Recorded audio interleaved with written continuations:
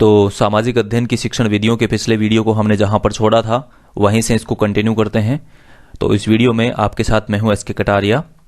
Video के पिछले भाग में हम पढ़ चुके हैं सामाजिक अध्ययन की ऐतिहासिक पृष्ठभूमि, सामाजिक अध्ययन का अर्थ और सामाजिक अध्ययन की परिभाषाएं। तो इसके आगे से इस वीडियो को अब कंटिन्यू करते हैं।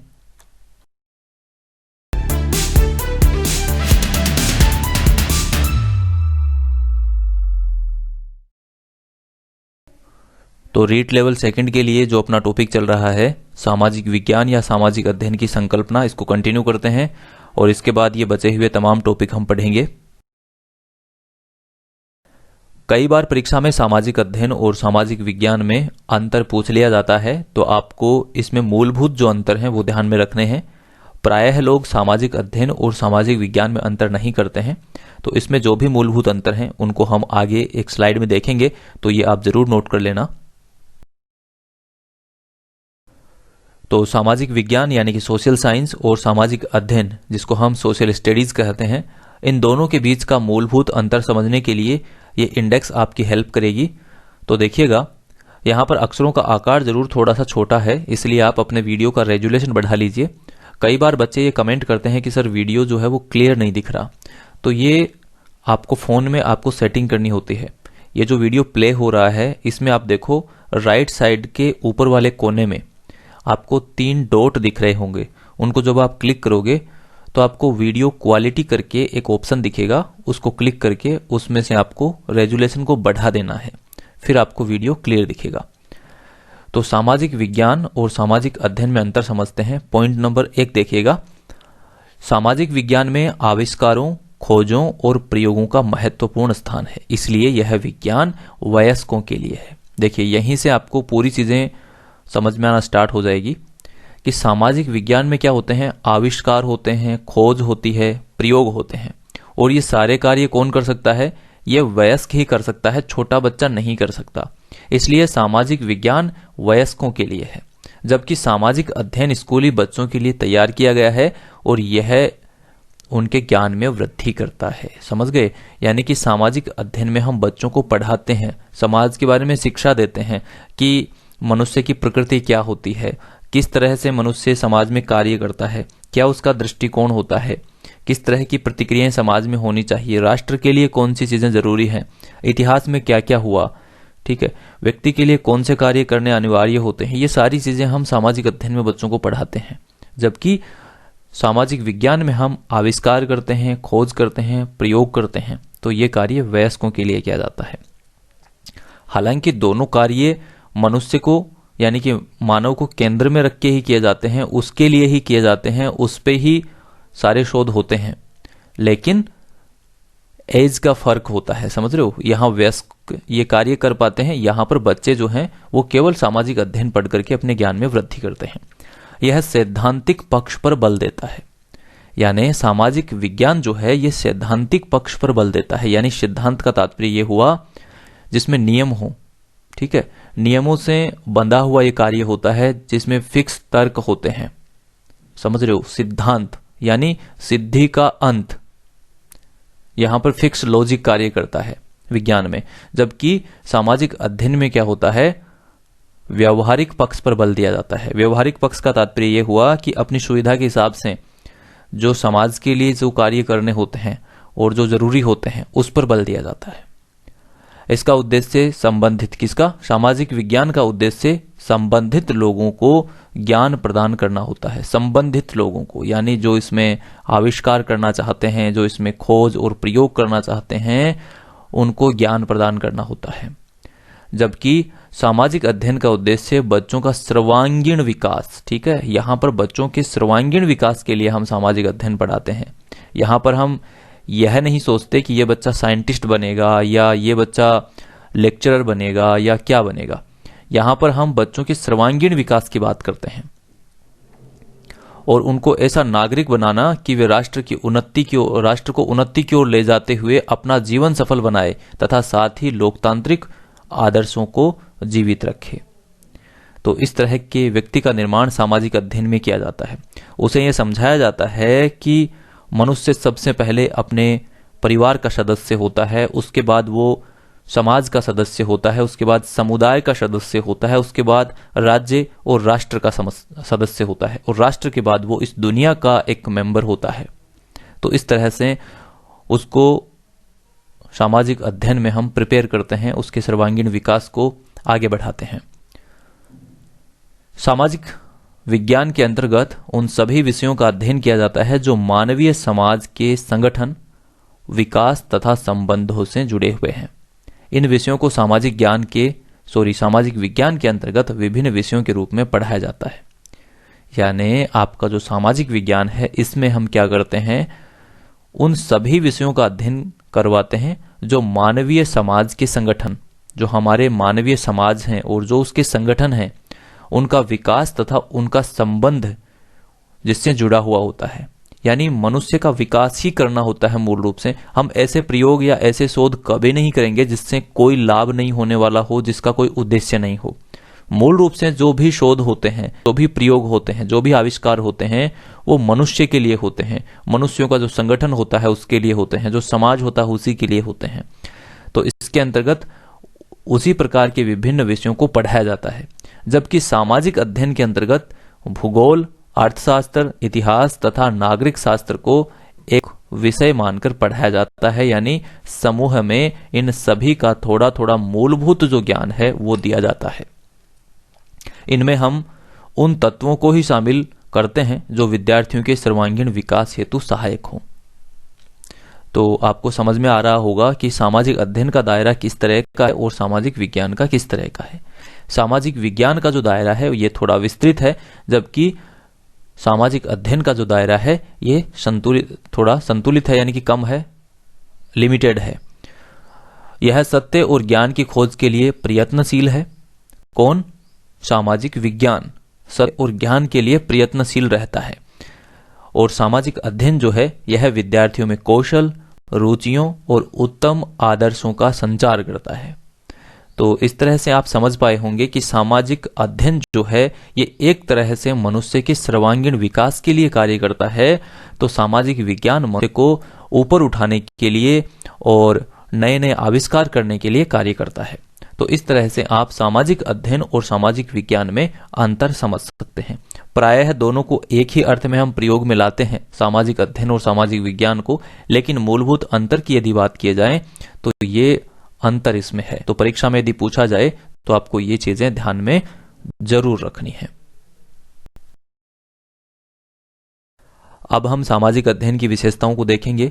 एग्जाम में पूछा जा सकता है कि सामाजिक अध्ययन की कौन सी विशेषता नहीं है या कौन सी विशेषता है। 4 वाक्य दे दिए और पूछ लिया। तो आपको इन विशेषताओं को एक बार ध्यान से समझ लेना है। लिखने का प्रयास आप मत करना एक बार, क्योंकि पीडीएफ आपको मिल जाएगी अपने टेलीग्राम ग्रुप स्काई एजुकेट पर। तो इस वीडियो के एंड में उसकी जानकारी भी मैं आपको दे दूंगा। तो देखिएगा, सामाजिक अध्ययन की पहली विशेषता, मनुष्यों एवं समुदायों का अध्ययन ही सामाजिक अध्ययन है। यहां पर गहरे नीले कलर में जो अक्षर लिखे हुए हैं उनको आप ध्यान से समझ लेना, फिर आपको पूरी विशेषताएं आसानी से समझ में आ जाएगी, कोई दिक्कत नहीं आएगी। तो मनुष्यों एवं उसके समुदायों का अध्ययन ही क्या है? सामाजिक अध्ययन है। जब मैंने आपको सामाजिक अध्ययन का अर्थ बताया पिछले वीडियो में, तो मैंने आपको यह भी बताया था कि सामाजिक अध्ययन का अर्थ क्या होता है? सामाजिक परिप्रेक्ष्य में मनुष्य का अध्ययन। तो मनुष्य एवं उसके समुदायों का अध्ययन ही सामाजिक अध्ययन है, पहली विशेषता। दूसरी विशेषता क्या है? सामाजिक अध्ययन का केंद्र बिंदु मानव होता है। यानी मनुष्य को केंद्र में रख करके ही सारे अध्ययन किए जाते हैं, उसके सर्वांगीण विकास पर ही पूरा फोकस होता है। इसलिए केंद्र बिंदु कौन हुआ? मानव या मनुष्य। यह मानवीय संबंधों पर बल देता है। ठीक है, जो मनुष्य के संबंध होते हैं समाज के प्रति, राष्ट्र के प्रति, या आपसी जो भी संबंध होते हैं, जो भी उसकी प्रतिक्रियाएं होती हैं, उसी के लिए सारे कार्य किए जाते हैं या उसी पर बल दिया जाता है। विभिन्न प्रकार की घटनाओं का हमारे जीवन पर क्या प्रभाव पड़ता है, इसको भी सामाजिक अध्ययन स्पष्ट करता है। यानी कि वैश्विक स्तर पर जो विभिन्न प्रकार की घटनाएं घटती हैं उनका हमारे सामाजिक जीवन पर क्या प्रभाव पड़ता है, तो उसका अध्ययन कौन करता है? सामाजिक अध्ययन ही उसको स्पष्ट करता है। जैसे फिलहाल अभी एक वैश्विक समस्या चल रही है, आप सभी को मालूम होगा, कोविड-19 जिसको हम कोरोना वायरस कहते हैं, उसका हमारे समाज पर कितना गहरा प्रभाव पड़ रहा है, इकोनॉमी पर कितना गहरा प्रभाव पड़ रहा है, आप सभी देख पा रहे होंगे। अगली विशेषता देखिए, सामाजिक शिक्षा के आधुनिक दृष्टिकोण का प्रतिपादन करता है। जो शिक्षा का आधुनिक दृष्टिकोण है, वर्तमान का जो दृष्टिकोण है, उसका प्रतिपादन कौन करता है? सामाजिक अध्ययन ही करता है। और नवीन दृष्टिकोण पर बल देता है, यानी नवीनता पर बल देता है। शिक्षा में नई चीजें ऐड की जानी चाहिए जो भी वर्तमान में घटित हो रही हैं, उस पर बल देता है कौन? सामाजिक अध्ययन, ताकि मनुष्य का सर्वांगीण विकास होता रहे और वह परिवर्तन करता रहे समय समय के साथ। अगली विशेषता है सामाजिक जीवन की विभिन्न क्रियाओं पर बल देता है। जो भी हमारे समाज में जो क्रियाएं होती हैं मनुष्य और समाज के बीच, उनकी विभिन्न क्रियाओं का अध्ययन करने पर बल देता है कौन? सामाजिक अध्ययन। सामाजिक अध्ययन मनुष्य तथा उसके अजैविक वातावरण के बीच होने वाली पारस्परिक अंतः क्रियाओं का अध्ययन है। यानी समाज में एक तो मनुष्य हो गया और उसका जो भी अजैविक चीजें हैं, जो जैविक नहीं है, अजैविक जो भी चीजें हैं, उनके बीच के वातावरण में जो पारस्परिक अंतः क्रियाएं होती हैं, उनके अध्ययन पर बल देता है कौन? सामाजिक अध्ययन। लोकतंत्र की सुरक्षा एवं सफलता हेतु एवं उत्तम नागरिक के विकास में सहायक है कौन? सामाजिक अध्ययन। क्योंकि सामाजिक अध्ययन में हमारे लोकतंत्र के बारे में, हमारे देश के बारे में और हमारे समाज के बारे में वो सब कुछ होता है जो एक उत्तम नागरिक बनने के लिए आवश्यक होता है। और जब व्यक्ति उत्तम नागरिक बन जाता है तो वह लोकतंत्र की सुरक्षा भी कर पाता है और अपनी सफलता के लिए आगे भी बढ़ पाता है। सामाजिक अध्ययन ज्ञान की महत्ता का विवेचन करता है।